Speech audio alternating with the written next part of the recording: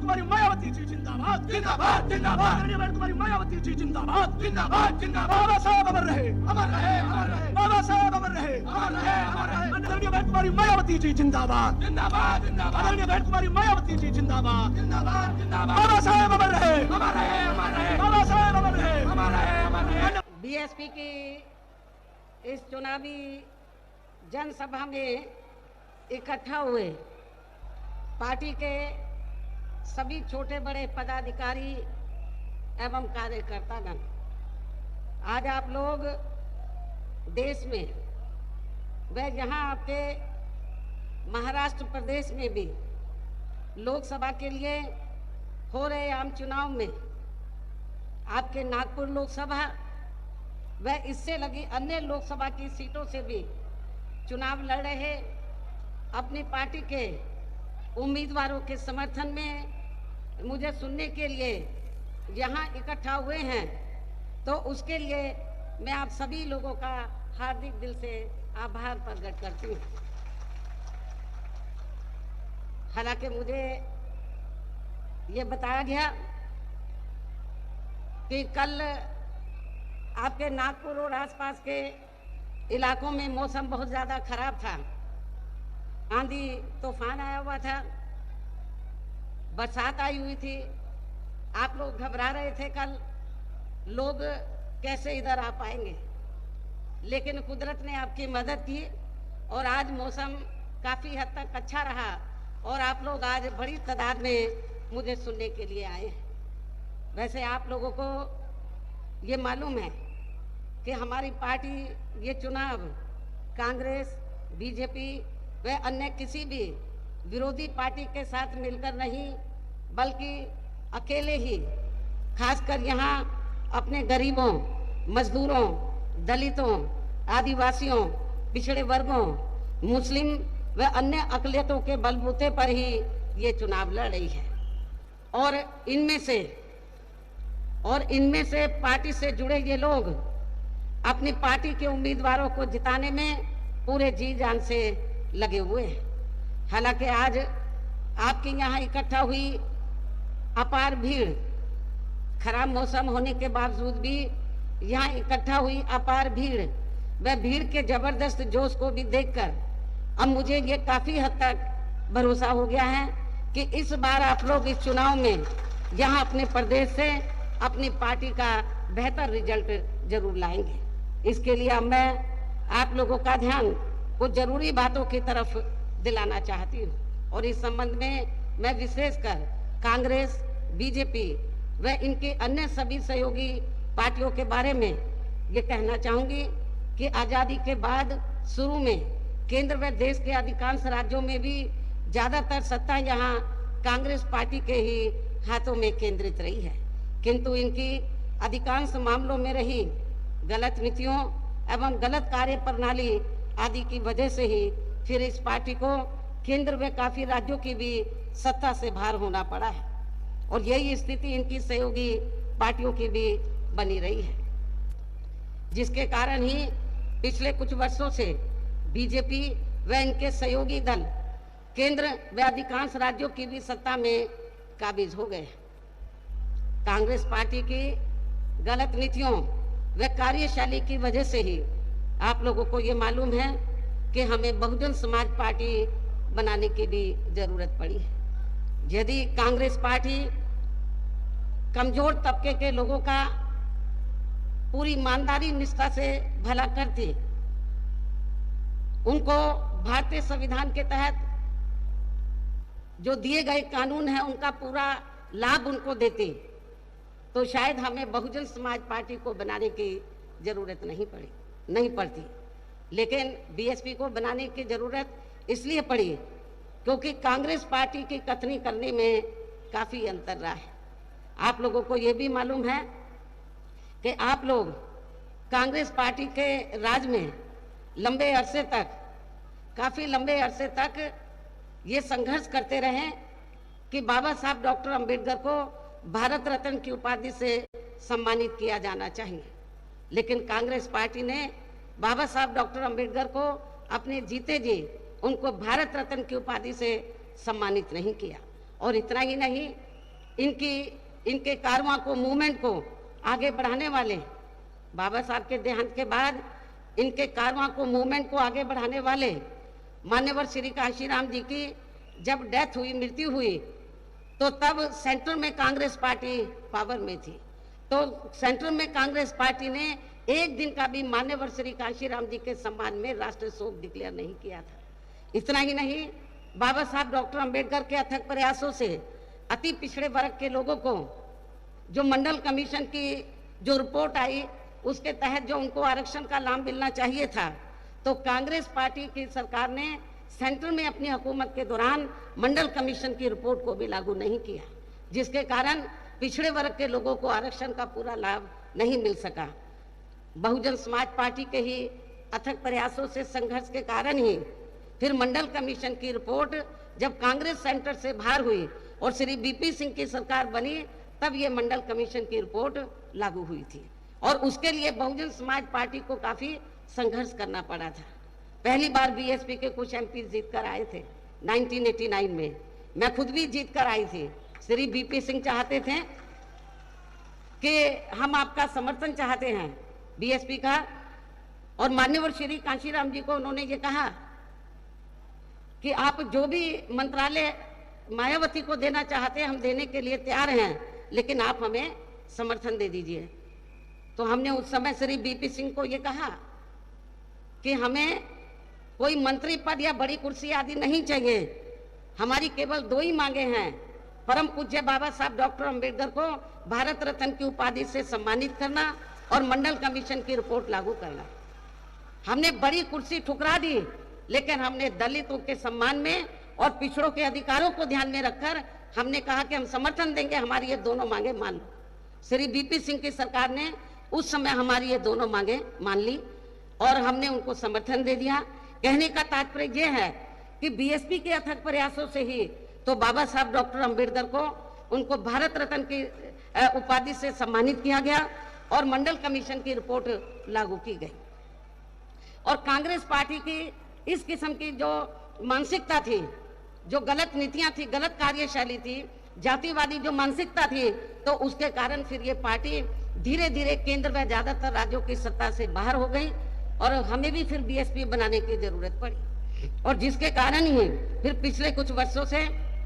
BJP व इनके सहयोगी दल केंद्र व अधिकांश राज्यों की भी सत्ता में काबिज हो गए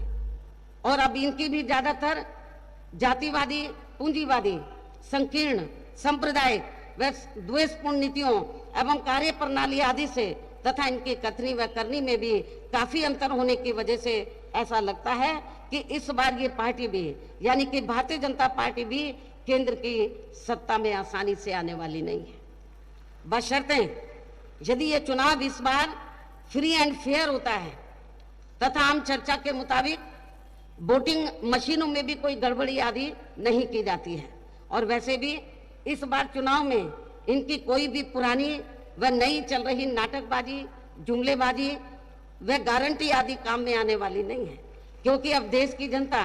काफी हद तक इस बात को समझ चुकी है कि इनकी पार्टी ने अब तक देश के विशेषकर गरीबों, कमजोर तबकों, मध्यम वर्गीय एवं अन्य मेहनतकश लोगों को जो इन्हें अच्छे दिन दिखाने के असंख्य प्रलोभन भरे वायदे किए हैं तथा इनको हवाई व कागजी गारंटी भी काफी दी है, तो उनका जमीनी हकीकत में अभी तक भी इन्होंने लगभग 1/4 हिस्सा भी कार्य पूरा नहीं किया है, बल्कि इसके स्थान पर इनका ज्यादातर समय व ताकत भी यहाँ इनके अपने चहेते रहे बड़े बड़े पूंजीपतियों एवं धन्ना सेठों को ही ज्यादा से ज्यादा मालामाल व धनवान आदि बनाने में ही तथा इन्हें हर स्तर पर छूट देने व बचाने में ही लगी रही है, जिनके अधिकांश आर्थिक सहयोग से ही ये पार्टी व अन्य पार्टियां भी अपना संगठन चलाती हैं तथा चुनाव आदि भी लड़ाती हैं, जिसका काफी हद तक खुलासा माननीय सुप्रीम कोर्ट की सख्ती से बॉन्ड की आई रिपोर्ट से भी हो जाता है तथा जिसमें यानी कि बॉन्ड के जरिए धनवानों से पैसा लेने का अपनी पार्टी के बारे में कहीं पर भी कोई जिक्र नहीं है। हमारी पार्टी ने एक भी पैसा बॉन्ड के जरिए किसी भी पूंजीपति और धन्ना सेठ से नहीं लिया है। इसके साथ ही कांग्रेस पार्टी की तरह ही बीजेपी ने भी केंद्र की तमाम सरकारी जांच एजेंसियों का ज्यादातर राजनीतिकरण ही कर दिया है, जिसकी देश में यह आम चर्चा भी है। इसके अलावा देश के किसान वर्ग भी वर्तमान बीजेपी की सरकार में शुरू से ही अपनी विभिन्न समस्याओं को लेकर काफी ज्यादा दुखी व परेशान रहे हैं और अभी भी है। जबकि यूपी में 4 बार हमारी पार्टी की रही सरकार ने इनके हितों का भी हर स्तर पर विशेष ध्यान रखा है। इतना ही नहीं बल्कि केंद्र में पूर्व की रही कांग्रेस की सरकार की तरह ही वर्तमान भाजपा सरकार में भी इनकी जातिवादी, हीन, सांप्रदायिक एवं पूंजीवादी सोच व नीतियों के चलते ही पूरे देश में सर्व समाज में से खासकर गरीबों, दलितों, आदिवासियों, पिछड़े वर्गों, मुस्लिम व अन्य धार्मिक अल्पसंख्यक समाज के लोगों का भी पूर्ण रूप से विकास व उत्थान आदि नहीं हो सका है। और इस संदर्भ में वैसे आप लोगों को ये मालूम है कि पूरे देश में यहाँ दलितों, आदिवासियों एवं अन्य पिछड़े वर्गों का सरकारी नौकरियों में वर्षों से अधूरा पड़ा आरक्षण का कोटा भी अभी तक पूरा नहीं भरा गया है। विशेषकर एससी व एसटी वर्गों के सरकारी कर्मचारियों का पदोन्नति में आरक्षण तो अब काफी हद तक प्रभावहीन ही बना दिया गया है। साथ ही केंद्र व राज्यों में भी विरोधी पार्टियों की रही सरकारों में इन सभी वर्गों को प्राइवेट सेक्टर में आरक्षण दिए जाने की व्यवस्था किए बिना ही इनकी सरकारों के ज्यादातर सरकारी कार्य अब प्राइवेट सेक्टर के जरिए ही इनके बड़े बड़े पूंजीपतियों व धन्ना सेठों आदि को ही दिए जाने के कारण अब इन वर्गों को पूरे देश में आरक्षण का बहुत कम ही लाभ मिल पा रहा है। इसी प्रकार इनका अन्य और मामलों में भी शोषण व उत्पीड़न आदि होना अभी तक भी बंद नहीं हुआ है। इनके साथ साथ मुस्लिम व अन्य धार्मिक अल्पसंख्यक समाज के लोगों की भी हालत अब हर स्तर पर यहाँ काफी ज्यादा खराब व दयनीय ही बनी हुई है, जिसका काफी कुछ खुलासा सेक्टर कमेटी की रिपोर्ट में भी किया गया है। इतना ही नहीं बल्कि पिछले कुछ वर्षों से केंद्र व अधिकांश राज्यों में भी बीजेपी व आरएसएस की सरकारों के चलते अब इनका विकास एवं उत्थान आदि होना भी काफी हद तक बंदसाई हो गया है। आए दिन इन पर खासकर धर्म की आड़ में हो रही जुल्म जाति भी यहाँ काफी ज्यादा चरम सीमा पर पहुंच चुकी है। इनके साथ साथ अपर कास्ट समाज में से विशेषकर गरीब लोगों की भी हालत हमें कोई खास अच्छी नजर नहीं आती है। इनकी गलत कृषि नीतियों के कारण किसान वर्ग भी आए दिन आंदोलित ही रहता है। साथ ही इनकी गलत आर्थिक नीतियों की वजह से देश की अर्थव्यवस्था पर भी इसका काफी बुरा प्रभाव पड़ा है, जिससे यहाँ विशेषकर छोटे एवं मध्यम वर्गीय व्यापारी वर्ग भी काफी ज्यादा और अब केंद्र में पूर्व की रही सरकारों की तरह ही वर्तमान भाजपा सरकार में भी यहाँ पूरे देश में गरीबी, बेरोजगारी एवं महंगाई आदि भी लगातार काफी ज्यादा बढ़ रही है। देश में हर स्तर पर फैला भ्रष्टाचार भी अभी तक कोई खास खत्म नहीं हुआ है। इनके अलावा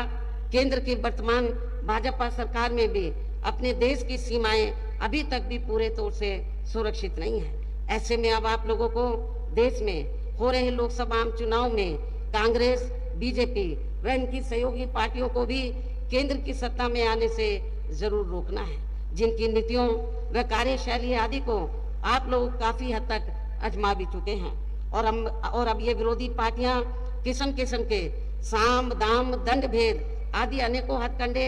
इस्तेमाल करके केंद्र की सत्ता में आने की पूरी कोशिश में लगे हैं, जिनसे अपनी पार्टी के लोगों को हर स्तर पर काफी ज्यादा सावधान रहना है। और इस मामले में विरोधी पार्टियां अपने अपने पक्ष में हवा बनाने के लिए खासकर मीडिया, ओपिनियन पोल व सर्वे आदि का जो बड़े पैमाने पर इस्तेमाल कर रही हैं, तो उनसे पार्टी के लोगों को बिल्कुल भी गुमराह नहीं होना है।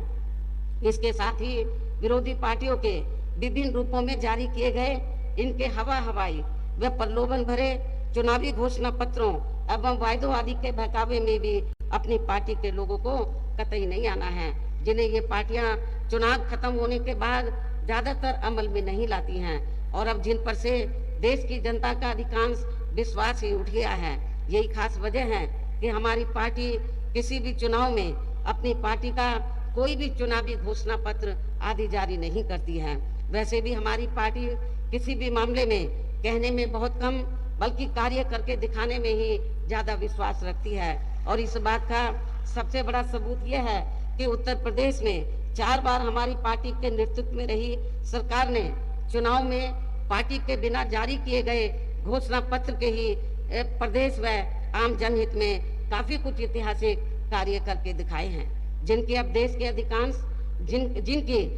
में अधिकांश पार्टियों की सरकारें काफी नकल भी कर रही हैं। जबकि इस मामले में हमारी पार्टी का ये कहना है कि यदि इन पार्टियों के स्थान पर केंद्र में हमें अपनी पार्टी की सरकार बनाने का मौका मिलता है तो तब फिर हमारी पार्टी की बनी सरकार केंद्र में यहाँ अब तक रही सभी विरोधी पार्टियों की सरकारों की तरह केवल यहाँ हवाई व कागजी कार्य आदि नहीं करेगी, बल्कि उत्तर प्रदेश की तरह ही जमीनी हकीकत में ठोस कार्य करके दिखाएगी। और इस संदर्भ में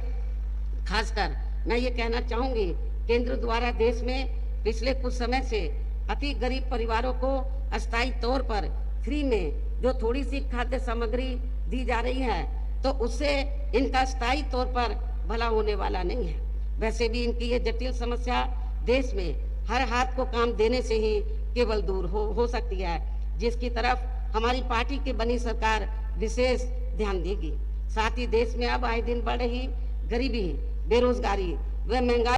काफी ज्यादा त्रस्त है, परेशान है, जिसे भी आर्थिक नीतियों में तब्दीली करके जरूर दूर किया जाएगा। धर्म की भी आड़ में पिछले कुछ वर्षों से खासकर मुस्लिम समाज के लोगों का द्वेष की भावना से जो इनका काफी शोषण व उत्पीड़न आदि किया जा रहा है, तो ये भी देश के लिए अति चिंता की बात है। इसे भी जरूर रोका जाएगा और ये सब हमने अपनी यूपी की रही सरकार में कतई भी नहीं होने दिया है। इसके अलावा हमने यूपी में सर्व समाज में से खासकर गरीब एवं बेरोजगार लोगों को अपने पैरों पर खड़ा करने के लिए अनेकों ठोस कदम उठाए हैं, जिनको फिर सरकार बनने पर प्राथमिकता दी जाएगी। कहने का तात्पर्य यह है कि देश में इस समय हो रहे लोकसभा चुनाव में विरोधी पार्टियों के जारी किए गए उनके हवाई व प्रलोभन भरे चुनावी घोषणा पत्रों आदि के बहकावे में अब यहाँ खासकर देश के अति गरीबों, मजदूरों, बेरोजगारों एवं अन्य जरूरतमंद लोगों को बिल्कुल भी नहीं आना है। और अब इन्हें ऐसी सभी विरोधी पार्टियों को हर हालत में केंद्र की सत्ता में आने से जरूर रोकना है, जिनकी कथनी व करनी में भी काफी अंतर रहा है, शुरू से ही काफी अंतर रहा है तथा जिन्हें ये लोग बरसों से आजमा भी चुके हैं। ऐसी स्थिति में अब मेरा यही कहना है कि आप लोगों को अपने खुद के व अपने प्रदेश एवं देश के भी हित में अपने वोटों को यहाँ कांग्रेस, बीजेपी व अन्य सभी विरोधी पार्टियों को न देकर केवल अपनी एकमात्र हितैषी पार्टी बहुजन समाज पार्टी को ही देना है, जो ये पार्टी उत्तर प्रदेश की तरह ही केंद्र में भी अपनी पार्टी की सरकार बनने पर फिर पूरे देश में अपनी पार्टी की सर्वजन हिताय व सर्वजन सुखाय की नीतियों पर आधारित सरकार चलाएगी। इसके साथ साथ केंद्र से जुड़ी आपके क्षेत्र की जो भी यहाँ स्थानीय समस्याएं होंगी तो उन्हें भी फिर दूर किया जाएगा। साथ ही यहाँ गरीबों, मजदूरों, बेरोजगारों, कर्मचारियों, किसानों, छोटे व्यापारियों एवं अन्य मेहनतकश लोगों के हितों का भी विशेष ध्यान रखा जाएगा। समाज में खासकर दलितों, आदिवासियों, पिछड़े वर्गों, मुस्लिम व अन्य धार्मिक अल्पसंख्यक समाज के लोगों के विकास व उत्थान के साथ साथ हर स्तर पर इनकी सुरक्षा आदि के लिए भी प्रभावी कदम उठाए जाएंगे। तभी फिर यहाँ वास्तव में अपने देश के महान संतों, गुरुओं व महापुरुषों में भी विशेषकर महात्मा ज्योतिबा फूले, श्री छत्रपति शाहू जी महाराज, श्री नारायण गुरु, बाबा साहब डॉक्टर भीमराव अंबेडकर एवं मान्यवर श्री कांशीराम जी आदि का अधूरा रहा सपना जरूर साकार हो सकता है, जिनको यूपी में हमारी पार्टी की रही सरकार द्वारा हर स्तर पर पूरा आदर सम्मान भी दिया गया है। इन्हीं खास बातों के साथ ही अब मेरी आप लोगों से यही पुरजोर अपील है कि हमारी पार्टी ने आपके नागपुर व इससे लगी अन्य लोकसभा की सीटों से भी अर्थात पूरे महाराष्ट्र से जिनको भी चुनाव के मैदान में उतारा है, जो यहाँ आपके सामने मंच पर मौजूद भी हैं, तो उन्हें आपको जरूर कामयाब बनाना है। जिनको कामयाब बनाने के लिए यहाँ सेंटर एवं स्टेट के कोऑर्डिनेटर तथा स्टेट अध्यक्ष एवं आपके महाराष्ट्र स्टेट के अध्यक्ष व स्टेट की पूरी कमेटी और यहाँ के जोन एवं अन्य सभी स्तर की कमेटी के पदाधिकारी जिनको जिताने में पूरे जी जान से लगे हैं। और इसके लिए अब पार्टी के लोगों को वोट वाले दिन यहाँ बीएसपी के अपने सभी लोकसभा प्रत्याशियों को अपनी पार्टी के हाथी चुनाव चिन्ह के सामने वाले बटन को दबाकर अवश्य ही जिताना है। और इसके लिए अब आप लोगों को वोट पड़ने वाले दिन यहाँ बीएसपी के अपने सभी लोकसभा उम्मीदवारों को पार्टी के हाथी चुनाव चिन्ह के सामने वाले बटन को दबा के इनको जरूर जिताना है, कामयाब बनाना है। इसकी मैं पुनः आपसे अपील करती हूँ। और इस संबंध में यहाँ मैं ये भी कहना चाहूंगी कि आप लोगों को वोट पड़ने वाले दिन सबसे पहले सुबह उठते ही व समय से अपने अपने पोलिंग बूथों पर अपना वोट डालने के लिए जरूर जाना है। इसके बाद ही तब फिर आपको अपना अन्य कोई कार्य करना है। और इस मामले में हमारी महिलाएं भी अपने पुरुषों से पीछे नहीं रहेंगी, जो वोट वाले दिन पुरुषों से बढ़ चढ़कर